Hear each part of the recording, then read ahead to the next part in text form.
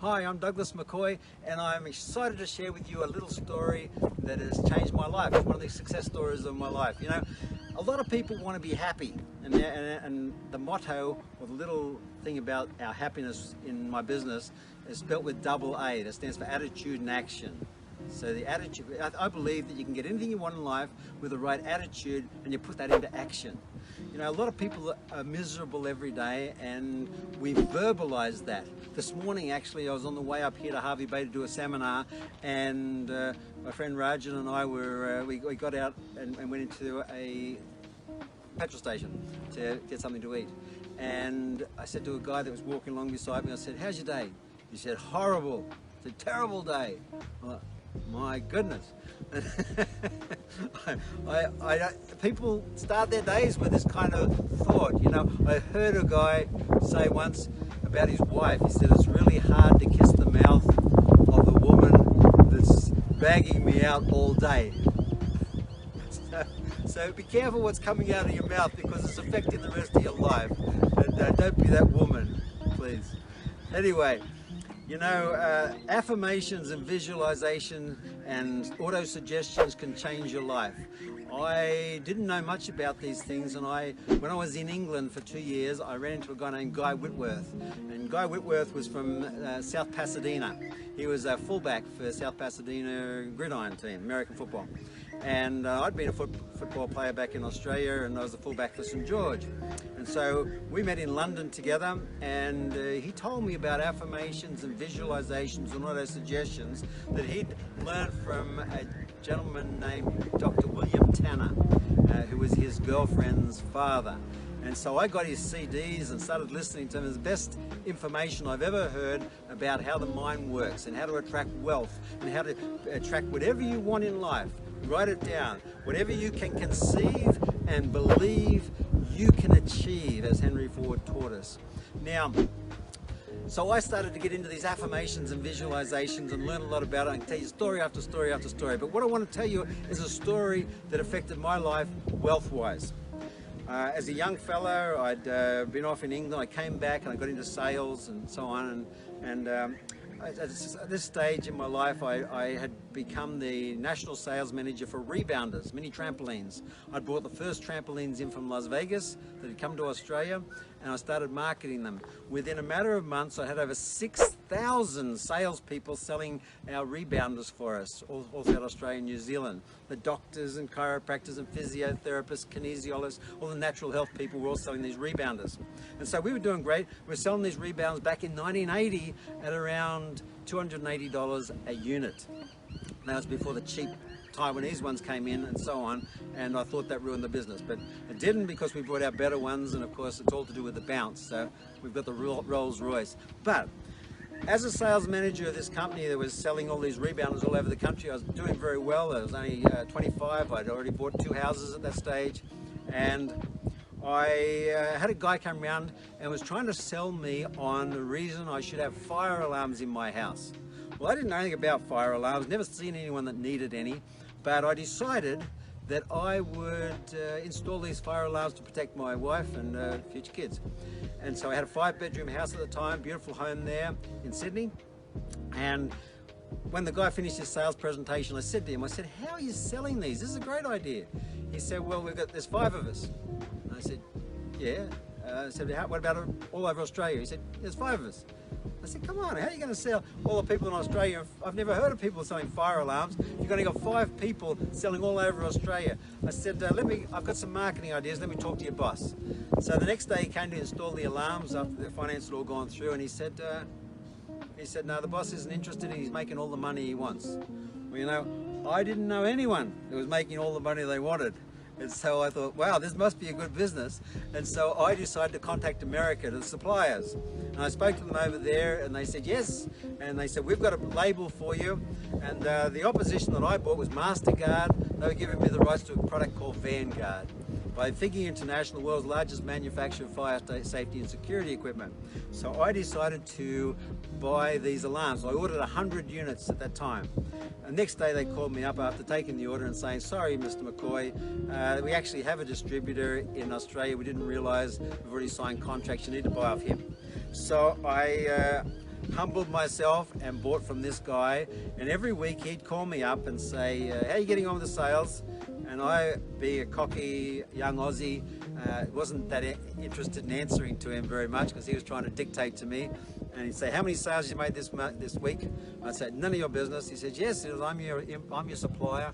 And he'd say, how many salespeople you got? And he'd ask me all the questions I should have been asking myself, or I should have paid a guy to ask me. But anyway, I answered his questions occasionally, and even though I was a bit frustrated with that idea.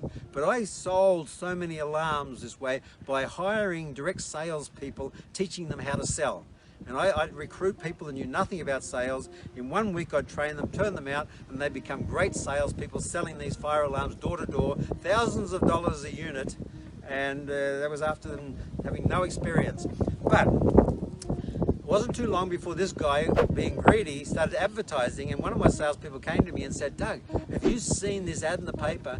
He's advertised that the supplier of Self-Reliance, that's turned over $500,000 within their first year of being in business, is now looking for other distributors.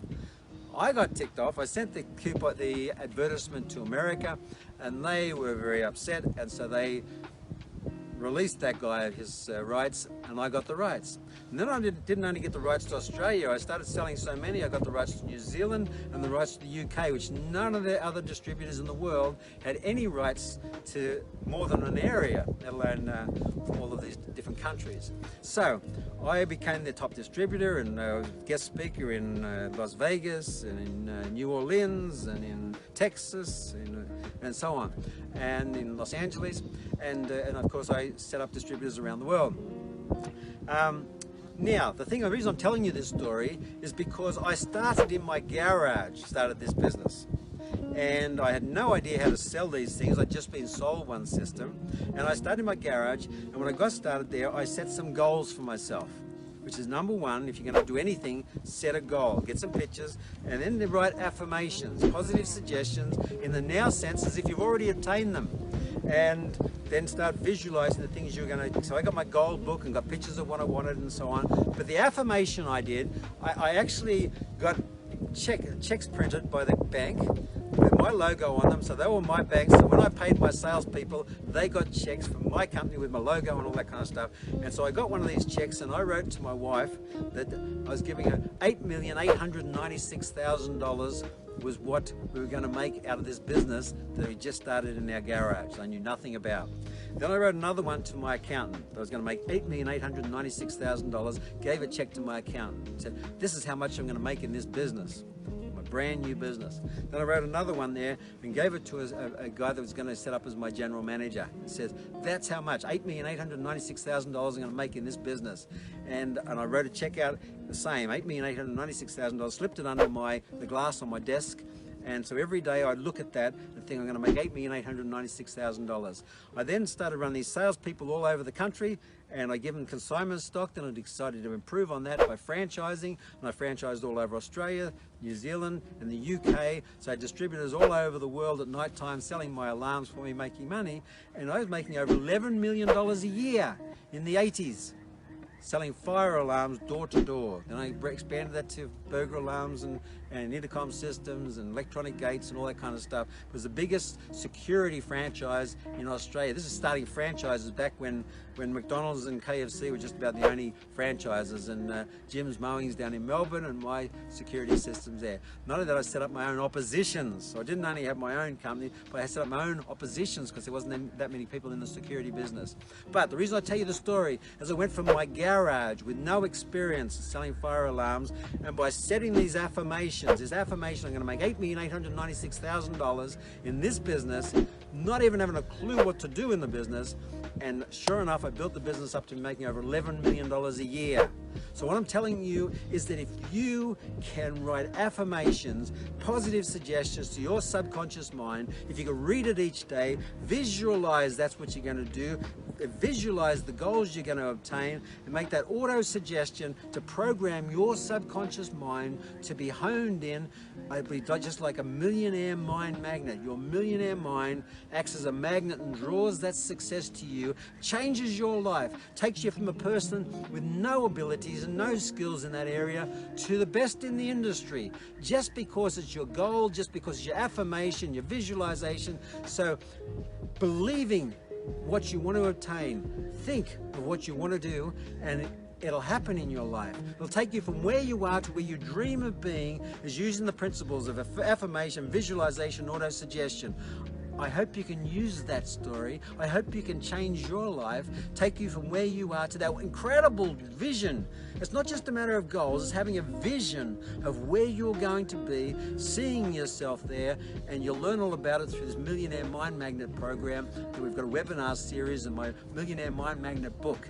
So thanks for sharing. Let me share that little story with you. It's a little success story of affirmations and visualizations, and I'll forever be grateful to the guy, Dr. William Tanner, who showed me and taught me and helped me understand, who did seminars with me in Australia, and I was able to learn from him in Las Vegas and Los Angeles. And it changed my life. I believe it'll do the same for you, because I believe in you. Thanks.